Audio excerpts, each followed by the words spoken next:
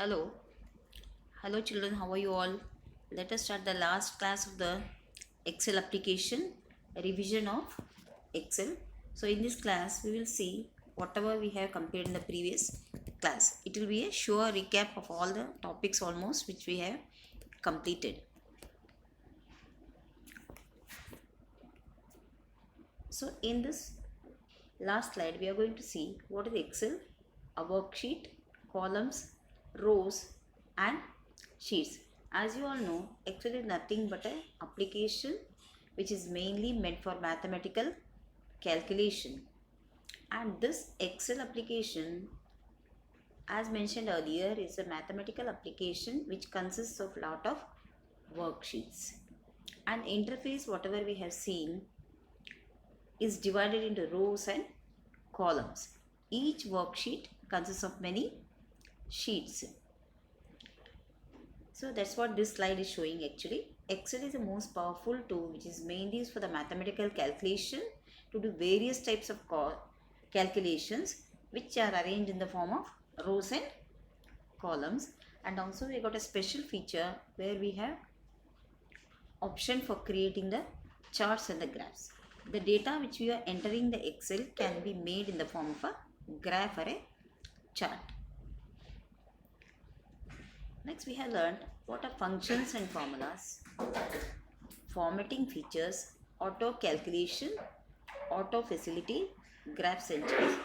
These are the main features of MS Excel which we are very much familiar by now. Let us see few of this. Let us see in the first instance what is function and formula. How do we start MS Excel? On your taskbar, click on Start button, All Programs, click at Microsoft Office. Under Microsoft Group, since we have got application Excel of ours, click on Microsoft Office Excel 2007. MS Excel file is simply called the workbook where we work and store your data. So as I told you, each workbook consists of many pages which is similar to your notebook. Like for example, if you take a 100 pages notebook, it consists of 100 pages. Each book is consisting of 100 pages, one behind other. Similarly, when workbook consists of many worksheets, but by default, we see only 3 sheets. What are those 3 sheets? Do you all remember, children? Yes. They are sheet 1, sheet 2 and sheet 3, which you can see at the bottom of your Excel application workbook. Now let us see formulas and functions which you have studied in the 5th chapter. What is a formula? A formula is an expression which we are already familiar, which we have learned in mathematics, which will include the cell address, numbers, arithmetic operators and parenthesis. What is a cell address actually? Cell address is nothing but an intersection of a column and a row. Your interface Excel is identified by rows and columns. Columns are identified by alphabets A, B, C, D. Rows are numbered. So whenever I say it is a letter, it is a combination of a column and a row. Suppose your data is in A column and 5th row, it will be expressing or showing you A5. That's what I mean to say. And your data will consist of numbers, arithmetic operators and parentheses. Parenthesis is nothing but a brackets which we already know. And in basic formula, we have learned what is the difference between a basic formula and a compound formula. Basic formula is nothing but an expression which consists of only one operator. Either it may be plus, minus, multiplication or division. That means the numbers are separated only by one operator. Here in this example it is showing plus. Data we have got in B1, B2, B3. We are going to add the values by using the operator plus.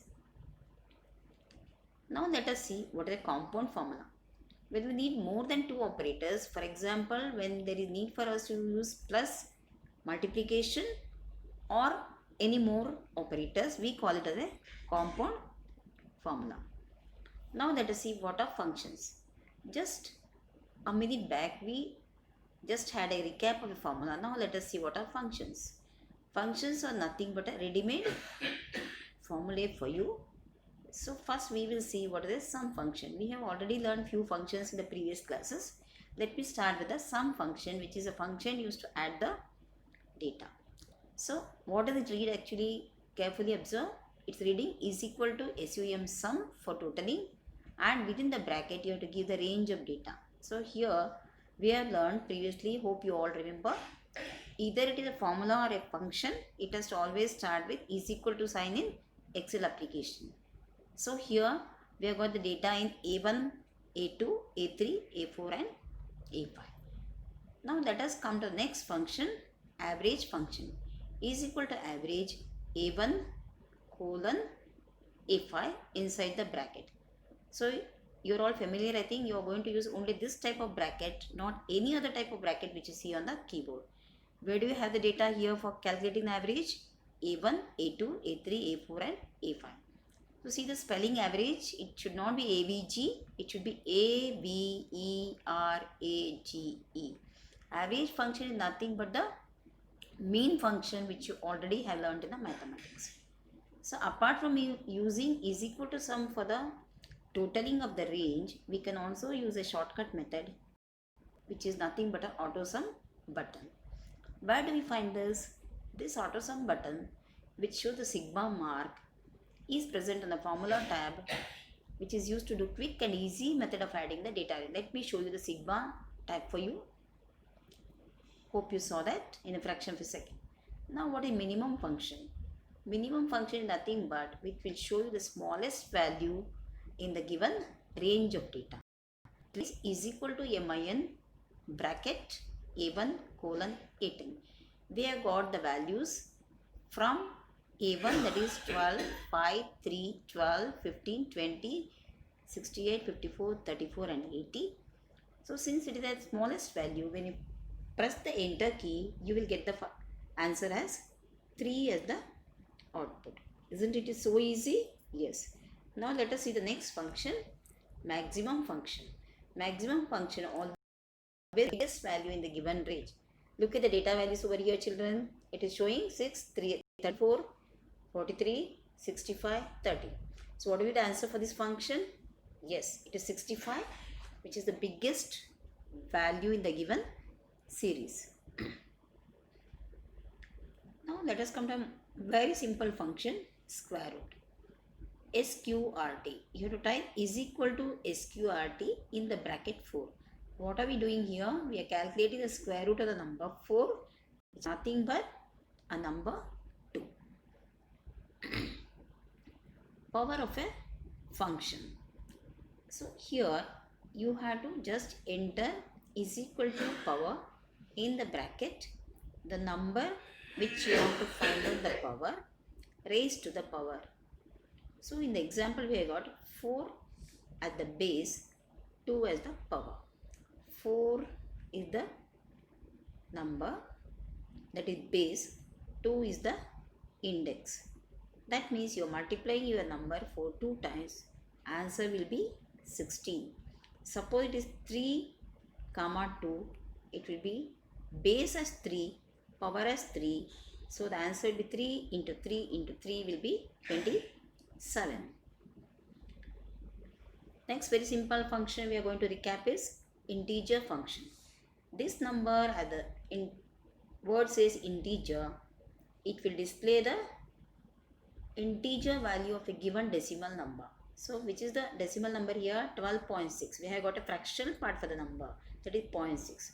When you use this function int, it will give you the answer as 13, because always when you use this function, it will round out the number to the next number. Mod of a function. This function returns the remainder when you divide the first number by the second number. Here in the example, 12 divided by 5, you get the remainder as 2. So the answer will be displayed as 2. Now let us learn the very simple text function is equal to today. Is equal to today, when you type in any of the cell, it will always show you today's date. That is the present or today's date displayed by your system, that is your computer. It will display the current date in the specified cell. Very simple function. Now in the previous classes, last class, that is the previous class, already we have learned what is a chart. Just a recap, a simple recap of this. Chart is an effective way to show the data in a pictorial form. It's easy to read and compare the data when present in the form of a chart. What do you mean by this?